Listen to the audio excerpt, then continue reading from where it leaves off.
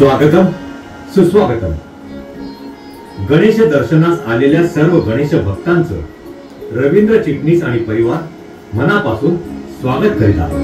आजच्या ठळक बातम्या. आज सायंकाळी मुंबई शहरात अचानक आलेल्या वादळी पावसामुळे जनजीवन विस्कळीत झालं. घाटकोपरमध्ये भलं मोठं होर्डिंग अकस्मात कोसळून त्याखाली बरीच माणसं दबली गेल्याची शंका व्यक्त करण्यात येत आहे. जनजीवन पूर्ववत करण्याचा प्रशासन आटोकाट प्रयत्न करीत आहे. माणूस प्रश्नचिन्ह विचारांचं काहू. अरे आधुनिक युगात काय चाललंय हे?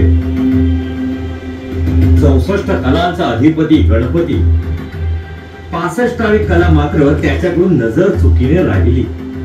जाहिरात कला. भांडवलदारशाहीची मक्तेदारी असेल, पैसा असेल करा जाहिरात. मोठमोठे सेलिब्रिटी सुद्धा या जाहिरातदारांचे मांडलिक असतात. पैशाच्या आमिषापोटी जवळजवळ लाचार. अरे आपण काय करतोय, कसलं प्रोडक्ट आहे, समाज मनावर त्याचा काय परिणाम होणार आहे याची गंध वार्ताही त्यांना नसते. फक्त सामान्यांच्या अज्ञानाचा फायदा घ्यायचा, जाहिरात ठोकायची आणि पैसा कमवायचा कुठूनही आणि कसाही. आणि समाजाने यांचे आदर्श डोळ्यासमोर ठेवायचे. दादरचा रणजित स्टुडिओ. जाहिरातींचे पोस्टर्स, चित्रपटांच्या जाहिराती, रात्र रात्र जागून रंगवलेले बॅनर्स. त्यामुळे कितीतरी कलावंतांना त्या काळात सुगीचे दिवस होते. दिवस रात्र मेहनत करणाऱ्यांची पोट यावर भरली जायची. परंतु आधुनिकीकरणाच्या भाऊ गर्दीत फ्लेक्सचं तंत्रज्ञान आपण स्वीकारलं आणि लाखो कामगार बेघर झाले. गल्ली बोळातील दादा, भाऊ, ताई, अक्का यांचे वाढदिवस मोठ्या थाटामाटात साजरे होऊ लागले. क्रिकेट, कबड्डी सारख्या खेळांना चांगले दिवस येऊ लागले. सणासुदीच्या काळात देवादिकांनी सुद्धा त्यांच्या आगमनापूर्वी आदेश द्यायला सुरुवात केली. एकूण काय तर जाहिरातबाजीमुळे आमचे सण व्यावसायिक बनले. अहो पूर्वीच्या काळी मुंबईत जाहिराती दिसायच्या आणि आता रस्त्यावरच्या बॅनर मधून आम्हाला आमची मुंबई शोधावी लागते. असा एकही कोपरा नाही जिथे जाहिराती दिसत नाही. काही प्रमाणात लोकांना शिस्त लागावी या हेतूने आपल्या शेकडो वर्षांची परंपरा जपणाऱ्या मुंबई महानगरपालिकेने कितीतरी चांगल्या संकल्पना जाहिरातीच्या माध्यमातून लोकांच्या माथी मारण्याचा प्रयत्न केला. पण शिस्त काही लागली नाही आणि माणसं काही सुधारली नाहीत. या उलट जाहिरातींनी अगदी टोकाचा सूर गाठला. रेल्वे, मेट्रो, रस्ते, फ्लायओव्हर, मोठ्या इमारती मिळेल तिथे कंपन्याने ठाण मांडलं. राष्ट्रीय महामार्गाच्या दुतर्फा झाडं लावून निसर्गाचा समतोल राखणं राहिलं दूर. हे असे भले मोठे होर्डिंग आणि त्यावरच्या निष्फळ जाहिराती. महामार्गावर ढाब्या ढाब्यावर जाहिरातबाजीच्या नावावर विजेचा हा असा वापर पाहिला की वाटतं नियम हे ढाब्यावर बसवण्यापुरतेच असतात. काय तो भपका, काय तो खर्च. देवा देवा देवा देवा. रोज बोंब मारणारे सुद्धा आपापली तोंड शिवून गप्प बसले. निमूट आपला हा गाव, हे शहर, हा देश किती अधिकाधिक सुंदर दिसेल, त्यापेक्षा किती विद्रुप करता येईल यासाठी जो तो प्रयत्न करतोय. मला जाहिराती करायच्यात ना, मग करा ना कुशाल. पण या शहराचा रुपडा बदलण्याचा प्रयत्न का करताय? नाहक लोकांच्या आयुष्याची का खेळताय? आश्रयासाठी लोकांनी घाटकोपरच्या एका पेट्रोल पंपाचा आश्रय घेतला.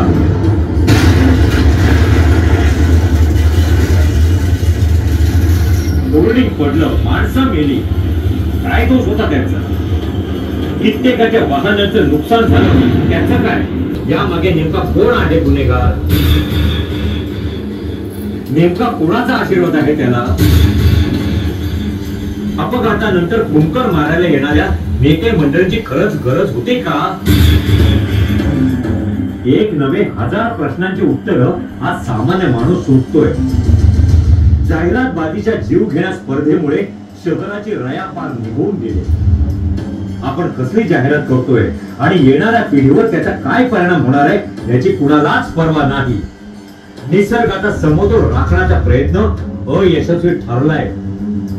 पण माणसं मरतायत, नुकसान होते, मग काही दिवस चौकशी सत्र, चर्चा, परिसंवाद आणि मग एखादी नवीन घटना घडली की आधीची घटना पद्धतशीरपणे विसरली जाते, फाईल क्लोज होते, कोणीतरी मायकाला येतो, क्लीन चिट देतो, झालेल्या घटनेवर पद्धतशीरपणे पडदा टाकला जातो आणि मग नवीन टेंडरची ऑर्डर निघते. आम्ही मात्र दरवर्षी अशा समस्या देखाव्याच्या माध्यमातून या गणपती बाप्पासमोर मांडायचा प्रयत्न करतो. बाप्पा आमच्याकडे बघत असतो आणि मिश्किलपणे कालातल्या कालात हसत असतो.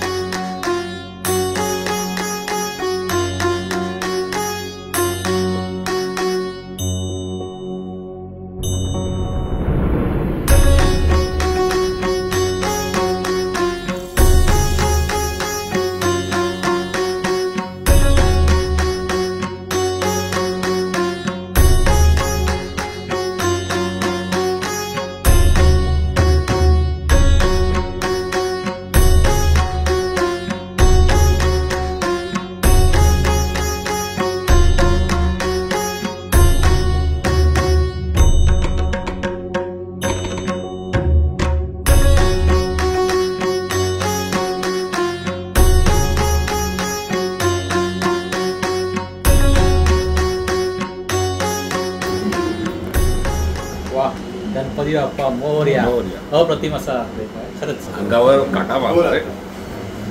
देखावा तर प्रश्नच नाही, सगळ्यांना आवडणारच आहे. तू जे काही शो बनवला ते, पण मला तुला अगोदर त्या विचारतं, मी आलो तुला कसं वाटलं?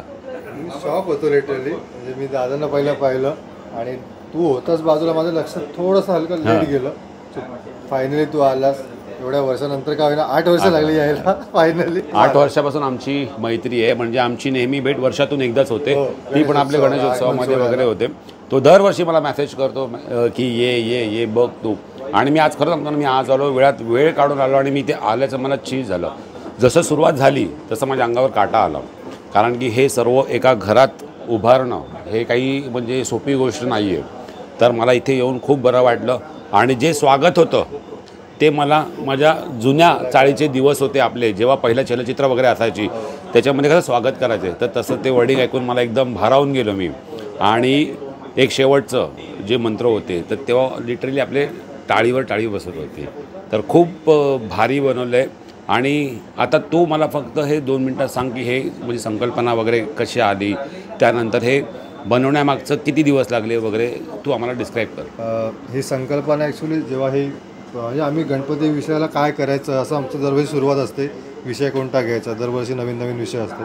सो त्या दरम्यान ही दुर्घटना घडली, काही लोक मृत पावले, काही जखमी झाले. तो ह्याला अनुसरून जे विषय होते, बॅनरबाजी किंवा जाहिरातबाजी म्हणतो आपण याला, तो हे आम्ही करायचं ठरवलं. आणि ह्या सगळ्याला लिखाण याचं जे उमेश सावंत सर आहेत आमचे, त्यांनी केलं. आणि व्हॉइस ओव्हर पण त्यांचा, जो तुम्ही आवाज ऐकता, खूप छान आहे. आणि त्यांनी बरीच वर्ष सार्वजनिक मंडळांसाठी कामं केलेली आहेत, अबुधानगरला वगैरे. राहायला पण ते अबुधानगरलाच. आणि ह्या कन्सेप्टला साधारण आम्ही म्हणजे ॲक्च्युली आम्ही सुरुवात करतो मार्च एप्रिल. जे नेसेसरी गोष्टी आहेत त्या आम्ही अगोदर बनवून घेतो आणि बाकीच्या ज्या निडेड गोष्टी आहेत त्या हळूहळू कालांतराने आम्ही बनवायला सुरुवात करतो. आणि हे कम्प्लीट सजावट ही माझ्या वडिलांनी, रवींद्र शंकर चिटणीस यांनी केली आहे. हे जे आता हे न्यूजचं जे आहे हे आम्हाला असं पाहिजे होतं बॅकड्रॉप की त्या हायलाईट झाल्या पाहिजे, ज्या हेडलाईन्स होत्या त्या काळाच्या. सो ते मेमरीज आहेत, लोकांना राहिल्या पाहिजे. आणि तो होर्डिंगचा जो प्रकार आहे तो दाखवायचा होता मला. ते कसं घडलं, काय त्याचं ॲक्च्युअल पोझिशन कशी होती, ते त्या छोट्या मोठ्या गोष्टी आहेत. थोडासा मीडियाचा वापर केला, ज्या मुंबईला ॲक्च्युली या मीडियाने ज्या गोष्टींना लक्ष दिलं पाहिजे, लोकांपर्यंत पोहोचवल्या पाहिजे, त्यांनी लक्ष घालावं. आणि या सगळ्याचा मेन गोड आहे ते बृहन्मुंबई महानगरपालिका. ज्या संकल्पना आपल्यापर्यंत राबवतात त्या लोकांनी कितपत सिरियसली घेतल्यात किंवा नाही घेतल्यात. जर तुम्ही सिरियसली घ्याल तर त्यांनी संकल्पना खूप चांगल्या राबवल्या आहेत. मग ह्या गोष्टी आपण शिकायच्या त्यांच्याकडून, ही बॅनरबाजी शिकायची. आणि या बॅनरबाजीमुळे मुंबईमध्ये बरेचसे प्रसंग घडलेले, ज्याच्यामुळे नुकसान पण झाले. बरोबर. सो याला अनुसरून आम्ही हा असा सगळा विषय घेतलेला. आता मी असं बोलू शकणार, तुम्ही उद्या या आणि पहा, कारण की बाप्पाचं विसर्जन उद्याच आहे. तर त्यामुळे साधारण 8-8:30च्या दरम्यान विसर्जनासाठी आम्ही म्हणजे आम्ही कृत्रिम तलावातच करतो, पर्यावरणपूरक. शाडूच्या मातीचीच मूर्ती आहे. तरी पण आम्ही वाहनांचा वापर वगैरे टाळतो. शक्य तेवढ्या जवळच्या भागात आम्ही या आता जी योजना मी पुन्हा एकदा सांगेन, BMCने जी योजना दिलेली आहे तिचा आपण वापर केलाच पाहिजे. बरोबर. अभिषेक बाबा जरा या. तर बाबांनी हे सगळं बाबांनी बनवलेलं आहे. म्हणजे आता बऱ्याचसा 54 वर्ष ती ही कला सादर करतात. मी आता खूप म्हणजे थोडं जेव्हा मला समजायला लागलं तेव्हा मी त्यांची सोबत मदत वगैरे करायला लागलो. आणि यासोबत आता माझी जी मुलगी आहे ती पण करते आम्हाला मदत. तिच्या आवडीनिवडी आहे नभा. तिचं नाव आहे नभा. ही बालमोहन शाळेला 4थीला आहे आता. ओके. सो तिला जसा वेळ मिळतो शाळेतनं येते रात्री दमून भागून ती विचारते आजोबांना की काय करू, मी करू का. तिने जसं होईल तसं तिच्याप्रमाणे हेल्प केली आम्हाला. आणि वरती पण तुम्ही बघतील तर अशी पारितोषिक वगैरे मिळालेलं आहे. हे लास्ट इयरचं प्राईज आहे. माझा होता जाणीव सन्मान म्हणून प्रथम पारितोषिक होतं. अरविंद सावंत यांनी कॉम्पिटिशन भरवली. ओके. त्याचं होतं. आणि ती एक लास्ट इयरची ट्रॉफी आहे. लास्ट इयरची 2023. हे लोकसत्ताचे आम्ही दरवर्षी प्राईज घेतो.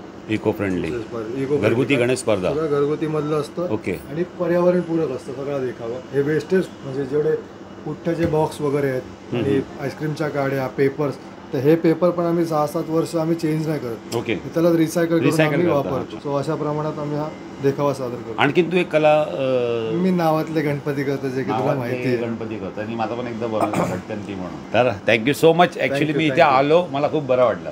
थँक्यू. जर हा व्हिडिओ आवडला असेल तर व्हिडिओला लाईक करा, शेअर करा.